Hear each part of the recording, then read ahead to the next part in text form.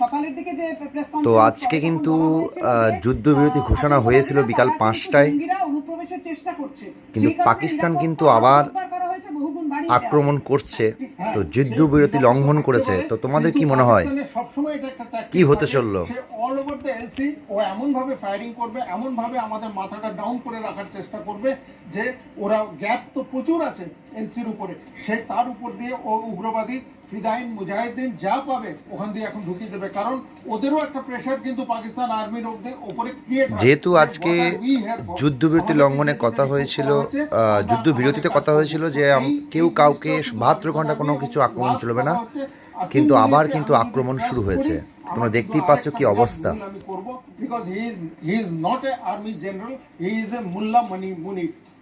আমি কর্নেল দাসের কাছে এখানে আসতে যাবো। দেখুন কর্নেল দাস, আমরা এটা কেউ জানি না যে এই সিজফায়ারের প্রতিশ্রুতি, তোমাদের কি মনে হয় এর পরবর্তী পদক্ষেপ ভারত কি নিতে চলেছে? একটু তোমরা কমেন্ট করে জানাও। কিন্তু আর সত্যি কথা বলতে সব ঠিকঠাক হয়ে গেছিল, কিন্তু আবার এই যে জিনিসটা হলো সেটা কিন্তু রেস চলবে।